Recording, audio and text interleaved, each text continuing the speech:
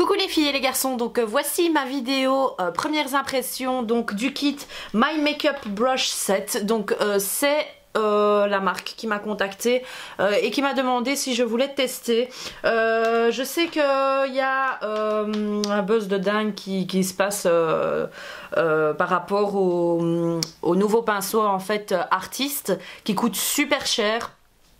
Je sais pas si ça équivaut à ça, j'ai pas pu tester les Artistes, j'ai pas pu également parce que c'est les premiers, donc les premiers qui sont sortis avec ce style de pinceau, c'est MAC. Je me rappelle durant une Fashion Week en fait, je suis un des très grands maquilleurs MAC qui est souvent sur les Fashion Week et qui avait sur son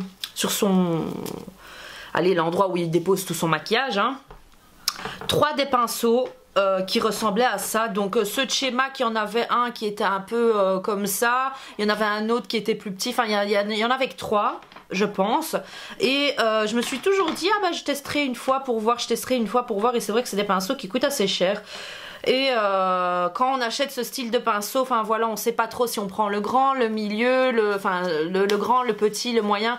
Donc voilà, c'est quand même un budget assez gros et avec tout ce que j'achète déjà, enfin c'est énorme. C'est vraiment une vidéo première impression. Je viens de les laver à l'instant. Et ce que j'ai à dire sur le nettoyage, bah ça va, il est facile. C'est beaucoup de poils, donc il faut vraiment bien rincer. Je vais quand même déjà vous les montrer, hein, parce que voilà quoi. Donc hop, vous en avez 10 dans ce kit et vous les recevez dans une petite pochette. Ils sont emballés individuellement dans des petits sachets plastiques. Ok, donc je vais vous montrer comme ça. Voilà, c'est des pinceaux comme ça. Donc à la base je m'étais dit ces pinceaux existent, enfin ça a été créé, c'est juste pour le visage. Puisque pour les yeux, enfin voilà, moi je suis fort pinceau traditionnel, hein, les normaux, et là c'est un peu trop pour moi quoi. C'est vrai que c'est une nouvelle technologie, mais enfin voilà, il faut peut-être s'habituer. Donc je me suis dit je vais tester, on verra bien. Alors quand j'ai eu le kit, donc c'est arrivé dans cette pochette-ci, ok. Voilà, c'est pas la pochette de dingue, hein, c'est juste comme un dust bag en fait. Voilà, c'est vrai que c'est pratique pour le voyage.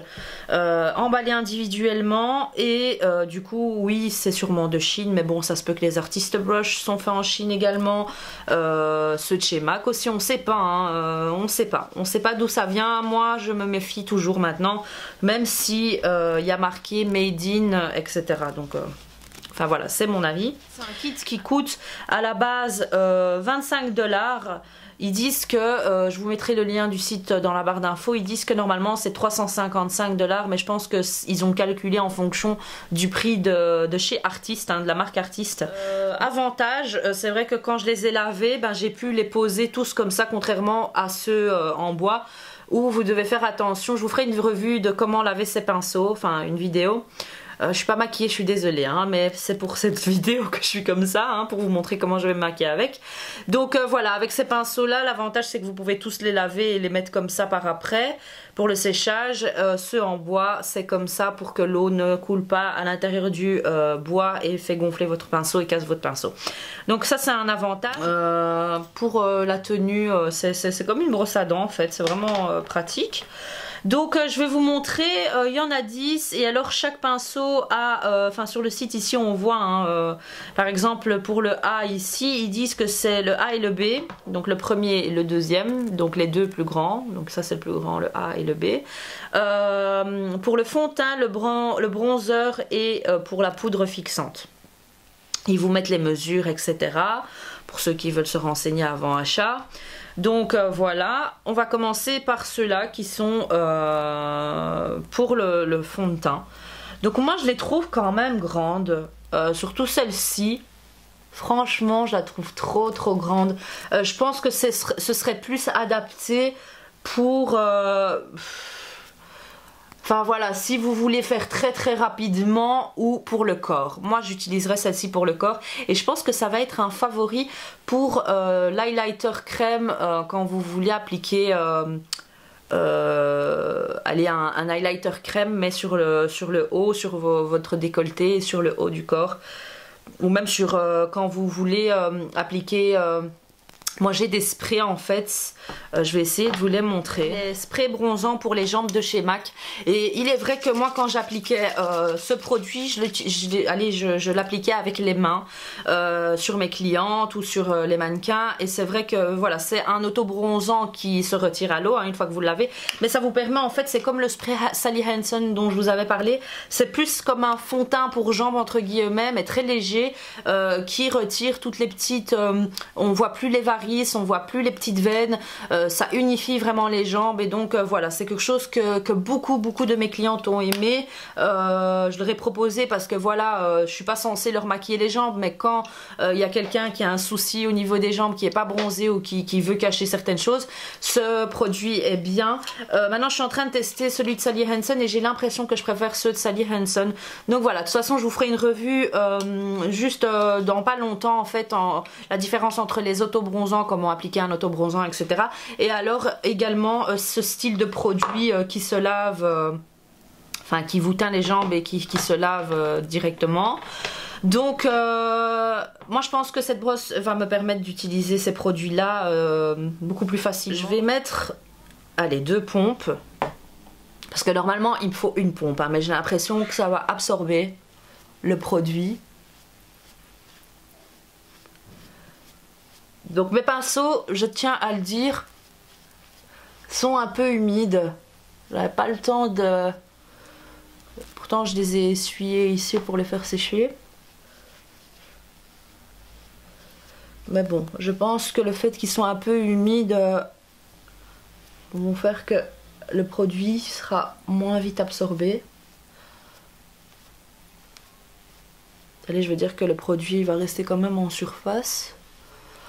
Donc quand je touche l'épaisseur des poils et tout, je me dis mais qu'est-ce que ça va absorber quoi. Ça va absorber énormément de produits, j'ai l'impression. Limite peut-être déjà appliquer le produit sur le visage et puis estomper. Je sais pas, c'est une vidéo première impression hein, donc j'aime beaucoup la douceur des poils, c'est super doux, ça fait un micro massage. Donc niveau estompage nickel. On voit quand même que le produit est sur le visage hein, mais bon il y a quand même une grande partie je pense qui a été absorbée. Bon, et quand j'appuie comme ça on voit qu'il y a encore du produit hein. Limite terminé par le haut du décolleté, enfin le décolleté et tout le cou pour y déposer le produit qu'il reste dans le pinceau. Voilà, donc très doux et très rapide, très rapide. Et j'aime bien le fait que ça bouge comme ça. On a l'impression que ça part pas. Allez, si maintenant je fais comme ça, c'est léger, mais je dois quand même mettre un peu le doigt juste là pour contrôler en fait. Donc voilà, ça c'est pour la première, enfin pour le premier pinceau. Et je vais utiliser donc le B pour appliquer le fond de teint. Donc, je vais faire un côté Studio Fix Fluid et un côté Rexaline Hydra Divine SPF 20 pour voir un peu. Donc je vais quand même tester d'abord l'Hydra Divine puisque c'est très léger. C'est une crème en fait, une crème blanche mais avec des micro-capsules et dans ces capsules il y a des pigments et en fait une fois que vous l'appliquez sur votre visage ça prend la couleur de votre peau et donc ça colore votre peau mais en fonction de votre couleur de peau, donc c'est un produit universel. Donc on va appliquer ça. Oh, c'est vraiment facile pour l'application hein, c'est un truc de dingue hein. Ça va beaucoup plus rapidement qu'un pinceau normal hein. Ça c'est clair. C'est très unifié.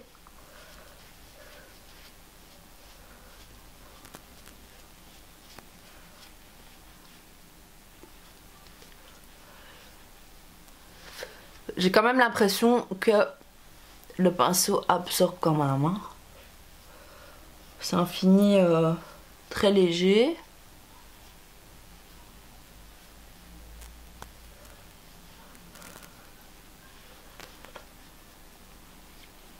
Bon, j'ai hâte de le tester avec le Studio Fix Fluid de ce côté-là, pour voir un peu.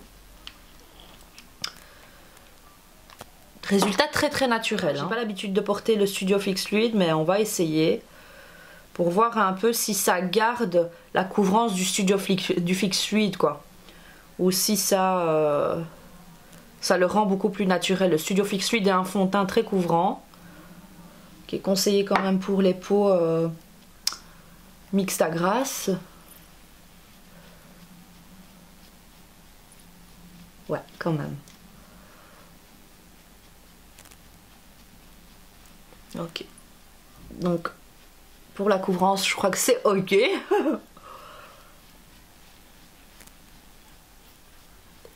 À vous de, je crois, manipuler le truc pour le rendre...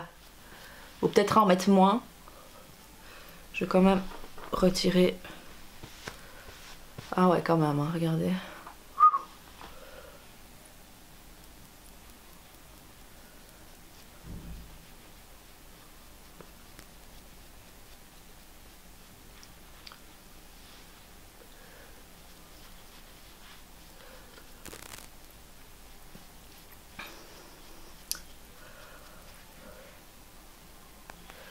Non, pour la couvrance, je pense qu'il n'y a pas de problème.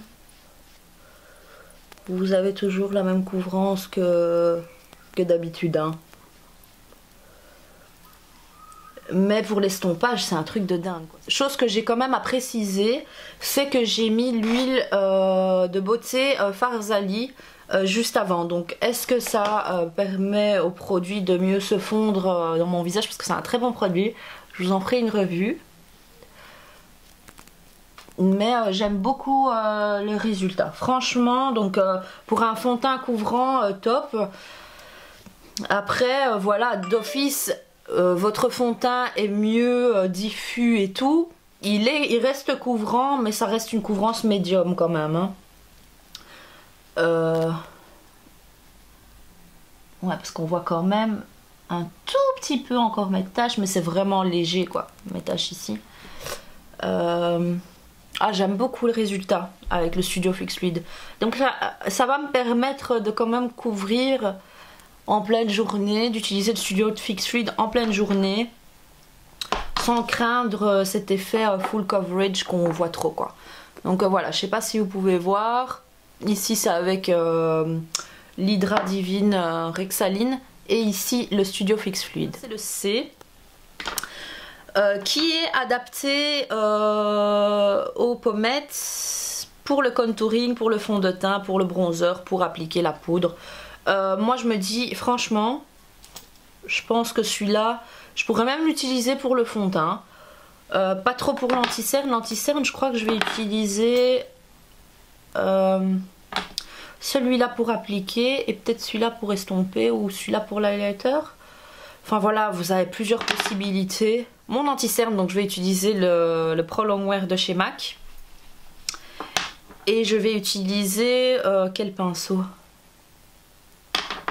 Regardez. Je vais utiliser le pinceau D. Donc je vais mettre une pompe.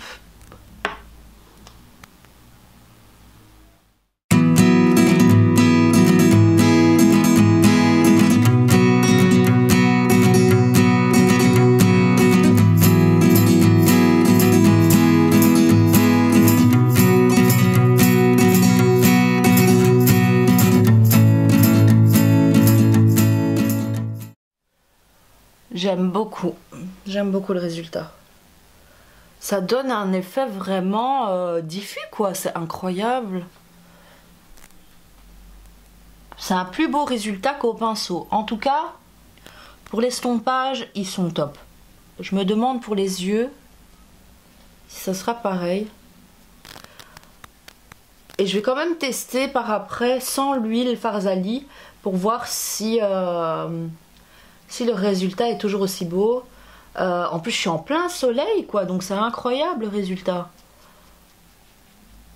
En général quand je me maquille en plein soleil avec des produits aussi couvrants, j'aime pas trop parce qu'on voit hein, quand même la matière. Et là on a l'impression qu'elle est vraiment estompée dans la peau, quoi. Vraiment bien. Après le fait que je les ai lavés et qu'il y a un peu d'eau dans les pinceaux, ça peut jouer aussi, hein. Ok. Donc voilà, ça reste une vidéo première impression. Hein. Donc pour la couvrance, pareil, hein, mes cernes ici, il faut que je recible. Donc je vais prendre la E, qui est la plus petite des grandes, on va dire. Et hop.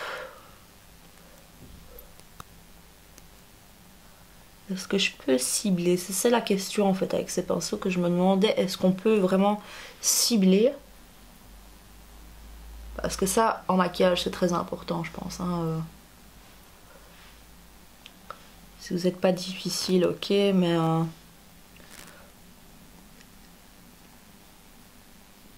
c'est pour utiliser tous les jours comme ça, pour votre bien, pas grave. Mais après, pour ce qui est du professionnel, des fois quand vous devez avoir un résultat plus précis, ça peut être un problème.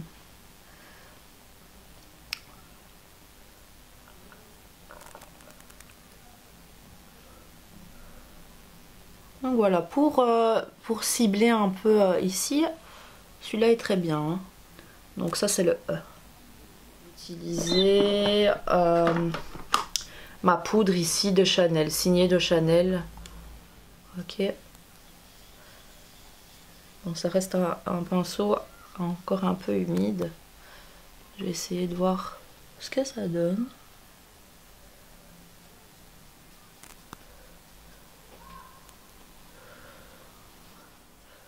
Très bien, très léger. On sent quand même que le pinceau prend beaucoup de produit. Hein. C'est pour ça que le résultat reste très naturel. Donc je vais utiliser le pot rouge for Lips and Cheeks, donc le fard crème lèvres et joues, blush de rose numéro 3 de chez Bobbi Brown. Ok, hop. Je vais réessuyer et en appliquer un peu parce que ça c'est un produit hyper concentré.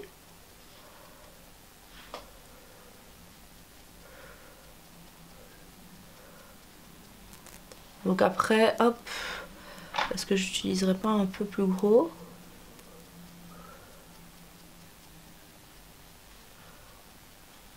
Donc franchement, moi je pense que pour un résultat, pour pas tirer trop la matière, il faut plus tapoter que tirer. Vous voyez ce que je veux dire? Parce que quand j'ai pris le produit, je l'ai appliqué, hop, c'est bon. Mais après, il faut pas vraiment tirer parce que voilà, vous voyez ce que je veux dire? Ça fait des taches. Donc il faut rester... Ouais, ça retire carrément tout le produit, quoi. Donc il faut rester très léger dans...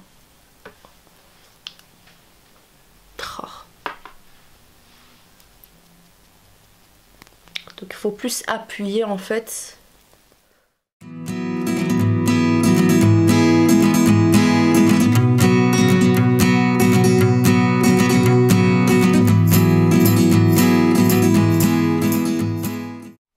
Ce qui m'intriguait beaucoup, c'était les sourcils. Donc pour les sourcils, je vais prendre un produit pas trop foncé. Donc je vais prendre le Genius Kit Brow Artist de L'Oréal. Ok. Je vais pas aller avec de la wax. Je vais vraiment prendre juste la poudre. Et donc là, je vais quand même prendre le plus petit. Hein. Donc pour le plus petit ici, en fin, parce qu'il y a 2 ronds. Ok. Et alors il y a les 3 tailles en plat. Hein.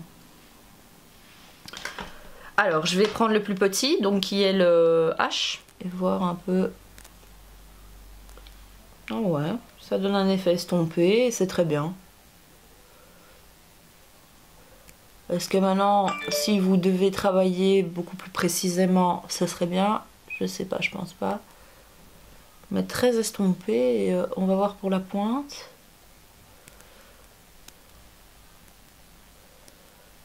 Mais très naturel. De loin, vous n'allez pas le voir, mais de près, la pointe, c'est vraiment très estompé. Enfin bon, voilà, vous savez que moi, hein, l'histoire de mes sourcils, vous la connaissez maintenant. Je l'ai publié il n'y a pas longtemps. Et c'est du tatouage, quoi. Donc j'ai 2-3 poils, enfin 2-3 poils, non, j'exagère. Mais j'en ai pas beaucoup ici sur la pointe. Du coup, quand vous regardez comme ça va, mais de près... Enfin voilà, mais c'est pas médiocre, hein, c'est pas moche, hein. Mais c'est pas le pinceau que... Enfin voilà, si je dois faire vite vite, j'utiliserai ce pinceau. Mais si j'ai le temps, j'utiliserai celui-là que j'ai l'habitude de prendre. J'aime beaucoup. Ça doit super bien aller sur les sourcils fournis. Hein. Ça doit donner un résultat naturel de dingue. Hein. Je testerai une fois sur quelqu'un pour voir. C'est assez étonnant. C'est limite le pinceau mal foutu comme ça, mais qui vous rend bien.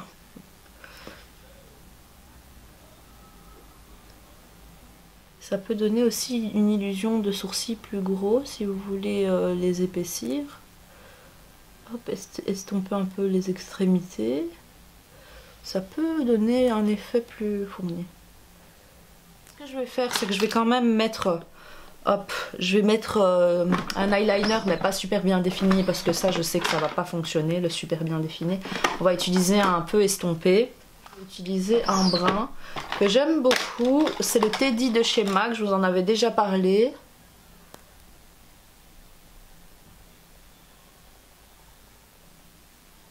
Donc je vais l'appliquer comme ça et je vais l'estomper. Je vais utiliser celui que j'ai utilisé pour les sourcils et de l'autre côté j'utiliserai l'autre, donc là ça reste le H.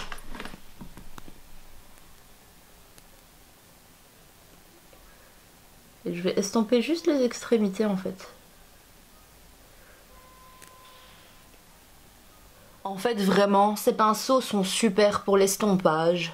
Quand vous l'estompez, vraiment effacer limite, ou si vous avez fait des erreurs et que vous voulez buffer, c'est vraiment de très bons pinceaux. Pour l'estompage hein, je dis. Pour les applications... Pour les applications de fond de teint, limite oui, vraiment c'est de la facilité. Mais pour ce qui est du niveau de travail au niveau des yeux, non quoi, je dirais pas. Je préfère utiliser mon 217 pour estomper. Crease, ça c'est sûr, c'est celui en dôme, donc je vais tester celui en dôme. Et alors je testerai l'autre pour appliquer le rouge à lèvres.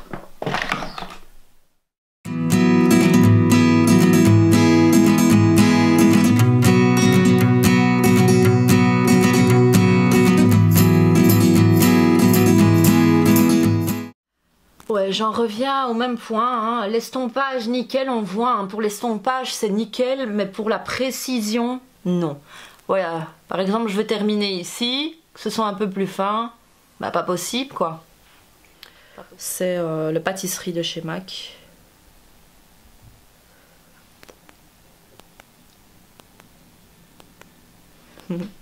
Chouette à l'application, hein, c'est chouette.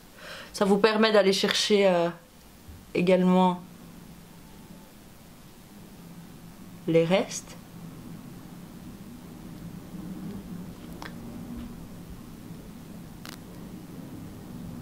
Non, pour le pinceau, pour les lèvres, non quoi. Enfin voilà, vraiment si c'est le dernier pinceau qui me reste à la maison, oui, mais... Est-ce que pour corriger, ce serait vraiment pas pratique ceux-là? Donc ici, c'est lequel?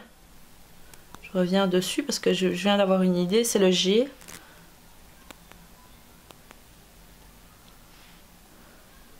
Donc...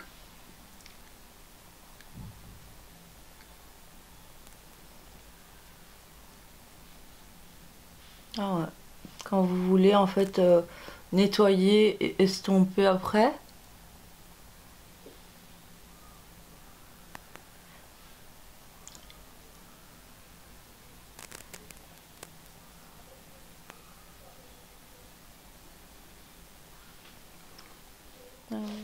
Donc voilà, j'ai testé tous les pinceaux, je pense, hein, peut-être deux plats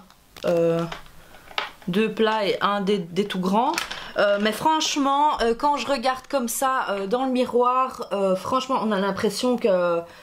Enfin, c'est un beaucoup plus beau résultat au niveau du teint, enfin, au niveau de l'estompage en fait, et de la quantité de produit, comment c'est estompé, comment ça c'est diffus, enfin, c'est vraiment un résultat diffus. Donc franchement, chapeau niveau pinceau pour le visage. Pour l'estompage aussi, hein, l'estompage du creux, du liner, pour niveau estompage et résultat diffus, c'est nickel. Maintenant, c'est vrai que j'ai mis l'huile de beauté, c'est vrai que mes pinceaux étaient déjà humides, donc à voir, je dois retester, mais en tout cas un résultat génial. J'aime beaucoup beaucoup beaucoup le résultat. Donc là pour l'instant le pinceau, quel pinceau je me dirais bah voilà j'adore, c'est vraiment celui pour le fond de teint.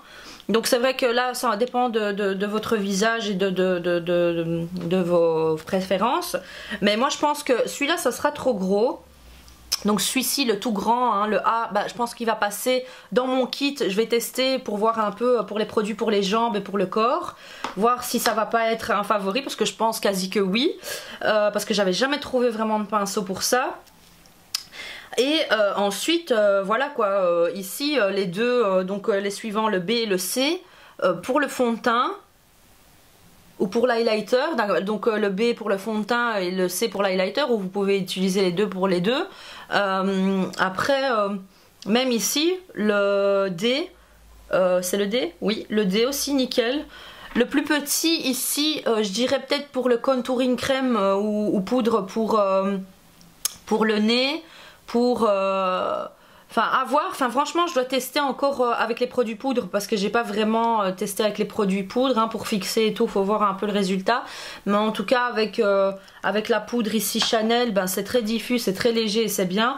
Maintenant peut-être petit hic, c'est qu'en niveau produit ça va absorber énormément. Vu qu'ils étaient quand même un peu humides, donc ça me permettait de perdre moins de produits et que le résultat soit plus naturel et plus diffus. Mais franchement j'aime beaucoup le résultat. Donc je reviendrai par après avec un update, ou alors s'il y a vraiment des favoris, ben j'en parlerai dans mes favoris. Je vais tester encore ça, c'est une vidéo première impression, vous voyez le résultat. C'est vrai qu'il y a beaucoup de lumière, donc peut-être que vous voyez pas trop, mais en tout cas mes dires, enfin voilà, c'est vraiment sincère. Donc voilà, j'espère que cette vidéo vous aura plu. N'hésitez pas à me suivre sur les réseaux sociaux, ZinaBenMU1, hein, sur Instagram, Facebook, Snapchat, etc. Et alors vous abonner à ma chaîne en cliquant juste en dessous. Je sais pas qu'est-ce qui se passe, j'arrive plus à mettre des liens pour vous permettre de cliquer, vous abonner directement, mais en tout cas n'hésitez pas à vous abonner, c'est juste en dessous. Voilà, j'espère que cette vidéo vous aura plu et je vous dis à bientôt pour une prochaine vidéo. Ciao ciao.